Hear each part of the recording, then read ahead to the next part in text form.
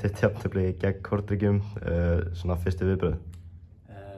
Bara svekkjandi náttúrulega að missa þetta niður í restina, en á sama tíma þá vorum við náttúrulega að keppa á móti ótrúlega flottu liði og þannig að já, en ótrúlega svekkjandi samt að missa þetta niður í restina, sérstaklega svona seint.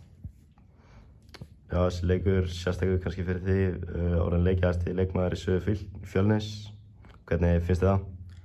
Bara fínt, svo sem ekkert sem ég var búinn eitthvað að pæla mikið í sko. Ég er að slá þetta með þetta Gunnar Má, en ég held að það sé nokkuð ljóst að hann kemur til með að vera alltaf áfram herra Fjölnis sko. Þú ætlar ekki að taka þann titil á honum? Nei, ég hugsa eiginlega honum bara halda honum flottur á Gunnar Má. Hvað er svona frábært við Fjölni? Þetta er bara geggjað klúbbur, mér er búið að líða vel hérna síðan ég mætti á mína fyrsta æfingu þegar ég var í, fjórða flokk eða eitthvað.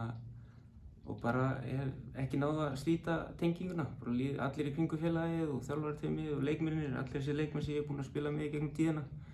Ég hef ekki tölu á því, en bara endalaust margir og bara þvílíkt flottir strákar og allt fólki í kringum þetta er bara geggjað og koma fram við mig eins og ég vil að sé komið fram við mig og ég vil að komið fram við aðra.